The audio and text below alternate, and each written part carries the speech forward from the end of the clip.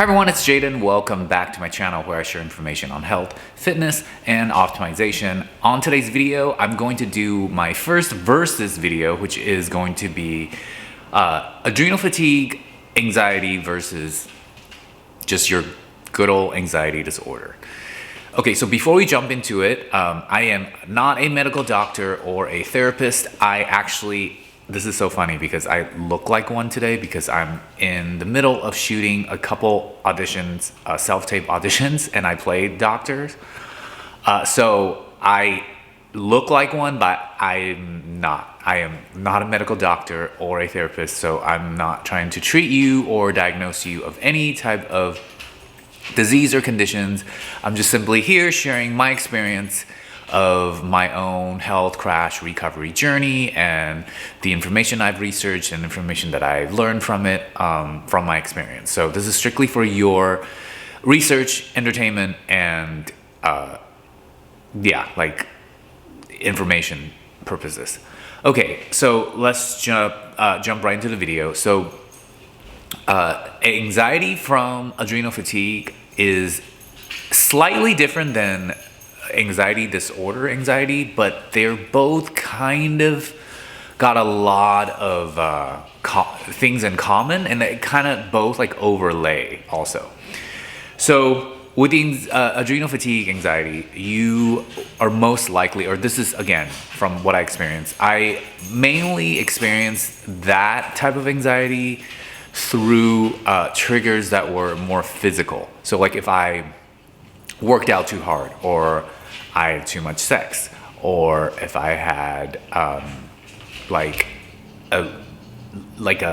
situation where I have to yell, like raise my voice for a long time, or if I just suddenly get startled, or if I didn't sleep enough, or just mainly physical stuff that were triggers, right? But once you're triggered, adrenal fatigue anxiety, it's no different than anxiety from anxiety disorder, because once you have anxiety, the symptoms are the same. So you can have all those other symptoms that comes with it. So check out my symptoms videos and playlist if you haven't. I go through a lot of different ones in there. Now, anxiety disorder anxiety, for me, because I've had both, they're triggered more like mentally. Okay, so if for instance, I have a thing with being around too many people for too long. This isn't something that I developed with my health crash. I've always been pretty sensitive to that. Like I can handle it for quite a while, and I can handle the intensity of like crowds for quite a while. But when I have had enough, I start to get really I need my own space. So I've always been like that. That was even before my health crash. So that triggers anxiety for me, and that I would categorize that for myself as just a general anxiety disorder, where it's a more mental, psychological triggers. However, they both can start to overlap, because if you think about it, anxiety disorder is going to cause you a lot of stress. So if you're chronically stressed with the anxiety disorder for months or even years, it can turn into adrenal fatigue, because chronic stress is what stresses out or blows out your adrenals eventually, and that's kind of what gives you adrenal fatigue, which is really adrenal imbalance. You can Google it. You can, there's many. It's actually not in allopathic medicine, it's not really recognized. They recognize adrenal insufficiency, which is the extreme version of adrenal fatigue, but they don't actually recognize adrenal fatigue as a thing. So, but other types of doctors do, Eastern doctors, or homeopathic doctors, or hormonal doctors, stuff like that. So it just depends on what path you look. But however, it is a real thing, because obviously I went through it, and all my subscribers know it, and I talk to people on a daily basis that has it, and they don't even really know that they're going through it. It's just they're going through a very, moderate version of it. Anyways, little sidetrack. But so the adrenal fatigue it will eventually set in because you're chronically stressed, and then that gives you adrenal fatigue, which then gives you anxiety symptoms from the adrenal fatigue, and then it's like, so they both kind of like go hand in hand almost. So it isn't really that important to know which one is which. For me, I think it's just, if you got anxiety and you got the symptoms, it's the same way dealing with it, which is the rest, the being nice to yourself, the eating well, the sleeping on time, and time.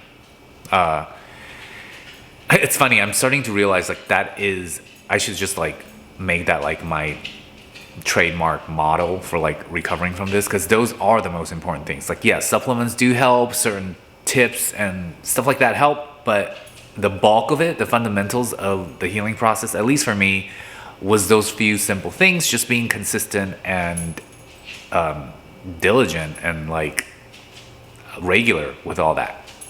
So like I said, knowing the difference is cool because it kind of gives you more insight, and the more insight you have on this, it can bring you more ease.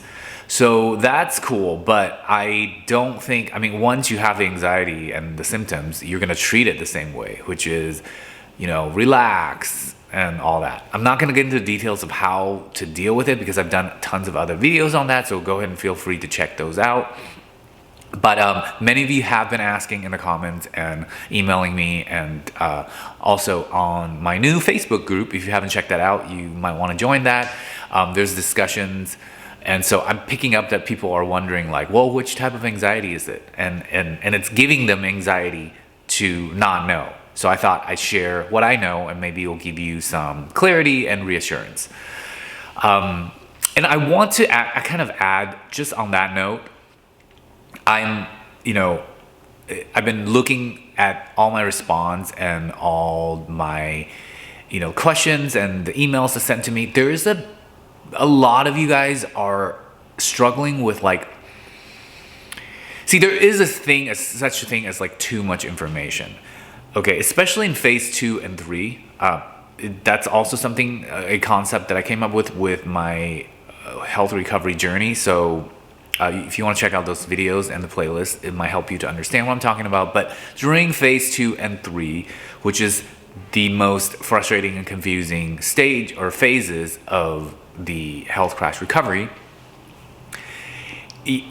it's easy to like want to do too much, or like do too much too soon, or like want to just get into this mode of like, oh, let me just read up on this, let me get information on this and that and that. And you got to be really careful, because it might start helping you somewhat, but then it can very easily quickly turn into detriment, because if you're overloaded with too much information, and a lot of the information is tainted with a little bit of fear, and then it's going to cause you stress, and like it's going to overwhelm you, and that's just not going to help you, because stress is the exact thing that you want to get away from when you're trying to heal from this. So watch out, be really aware how it sometimes get you through the back door. Like you think you're doing something for it, but once you do too much, it's going to cause stress, and stress is your enemy in this, not so you got to really be aware. It's a lot of self-awareness to get through this thing, because you sometimes can go down a path of obsession, even if the obsession is about healing yourself, which then it's like you're doing the wrong thing to heal yourself. So you really got to be aware of that. I know it's like catch-22, and it's like a little bit like cliche, or like an oxymoron. I don't know the metaphor, but it's one of those things where it's like you got to really be aware, because the same thing that could be good for you could be the same thing that's going to cause you more suffering and longer spent in this recovery process. So I just want to send that message out there. Again, I went through it for 2 years. I am now 8 months past full recovery. I'm doing extremely well. I hope that brings, inspiration, hope, and motivation for those of you who are still in earlier processes. If you are struggling with this type of health issue, If you've gotten checked out by your doctor and ruled out more serious ones and you're focused on this, I really do believe that you can get through this. I certainly did. I know more and more people that has. And the way I got through it, I really did spend a lot of focus and like being aware of everything. And so now that I've fully gone through it, I really think that is very possible for most people to go through this, if not everyone who shares the same type of health issue. So I hope you're having a great week so far. That is it. I'm gonna get back into doing more taping for my audition, and I really hope to see my channel grow to 8,000 subscribers soon. So if you haven't subscribed and you're liking my content, don't feel shy. Feel free to subscribe and help me grow my channel. And if you think other people you know that may benefit from the content that I'm putting out, please feel free to share my content as well. Don't forget to check out my new Facebook group. There's some cool discussions going on in there. I just started it about a couple weeks ago, so it's only got like 20 members, but it is growing gradually. And like my videos if you're liking my content. I hope this brought you some value and benefit, and I will see you guys on the next video. All right, thanks guys, have a good one, bye.